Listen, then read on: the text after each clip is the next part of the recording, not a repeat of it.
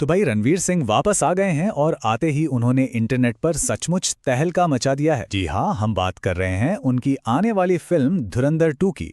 इसके बारे में इतनी बातें हो रही हैं कि ये फिल्म बॉलीवुड का अब तक का सबसे बड़ा जुआ लग रही है। लेकिन क्यों? चलिए इस पूरी कहानी को जरा डिटेल में समझते हैं।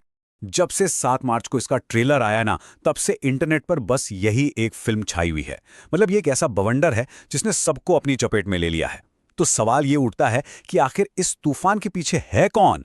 देखिए, इस क्रेज के पीछे दो बहुत बड़े नाम हैं। पहले तो हैं सुपरस्टार रणबीर सिंह, और दूसरे हैं वो डायरेक्टर जिन्होंने उरी जैसी ब्लॉकबस्टर फिल्म बनाई थी, आदित्य धर। अब इन दोनों का एक साथ आना ही अपने आप में एक बहुत बड़ी खबर है। जाहिर है, जब एक सुपरस्टार एक्टर और एक कामयाब डायरेक्टर की जोड़ी बनती है तो उम्मीदें तो आसमान छूने ही लगती हैं। और बिल्कुल वैसा ही हुआ। ट्रेलर आते ही जैसे ही एडवांस बुकिंग शुरू हुई, जो रिएक्शन मिला वो तो विस्फोटक था। डिमांड इतनी ज्यादा है कि यकीन करना मुश्किल हो रहा है।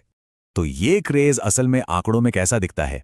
चलिए अब जरा नंबर्स पर नजर डालते हैं, और ये नंबर्स वाकई हैरान करने वाले हैं।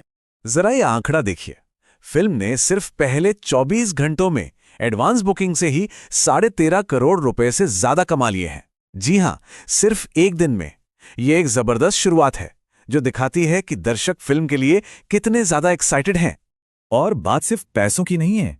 इन्हीं 24 घंटों में पूरे भारत में 14 लाख से भी ज्यादा टिकट्स बिक चुकी हैं। ये लोगों के भारी उत्साह का सीधा सीधा सबूत है। अगर सोर्स के शब्दों में ही कहें तो पब्लिक पागल हो रखी है पहले दिन का पहला शो देखने के लिए। दिल्ली, मुंबई, बेंगलुरु, हैदराबाद जैसे बड़े शहरों में थिएटर्स तो लगभग हाउसफुल होने की कगार पर हैं।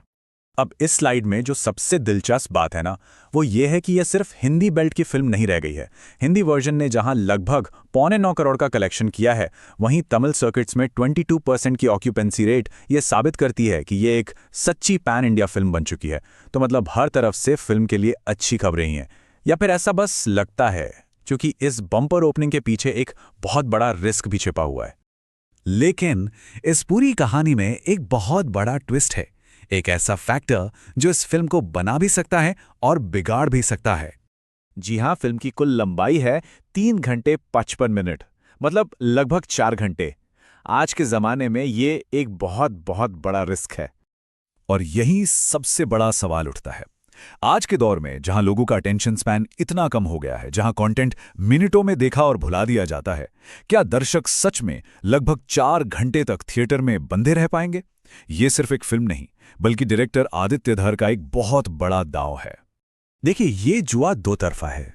अगर कहानी और स्क्रीन प्ले में जरा भी ढील हुई तो दर्शक बोर हो सकते हैं और negative word of mouth film को डुबो सकता है। लेकिन अगर डायरेक्टर ने दर्शकों को सीट से बांध कर रखा तो यही 4 घंटे एक यादगार, एक एपिक सिनेमैटिक एक्सपीरियंस बन सकते हैं। फिल्म की इस लंबाई का सीधा असर एक और जरूरी चीज पर पड़ा है, और वो है टिकट की कीमतें। मेकर्स ने एक नया प्राइसिंग सिस्टम बनाया है, जहां स्टैंडर्ड सीटों की कीमत 290 से 350 रुपए के बीच रखी गई है। वहीं प्रीमियम और रिक्लाइनर सीटों के दाम तो सुनिए, 1000 रुपए से शुरू होकर 2400 रुपए तक जा रहे हैं। मेकर्स का यही कहना है कि 4 घंटे की फिल्म के लिए ये प्रीमियम प्राइसिंग जरूरी है। एक और जरूरी बात, ये जो बम्पर बुकिंग हुई है वो असल में 18 मार्च को शाम 5 बजे से शुरू होने वाले पेड प्रीव्यू शोज के लिए है। फिल्म की ऑफिशियल फुल रिलीज तो 19 मार्च को होगी। तो इतना सब कुछ जानने के बाद सबसे बड़ा सवाल ये है कि टिकट बुक करें या नहीं। तो देखिए, सोर्स का फैसला बिल्कुल साफ है।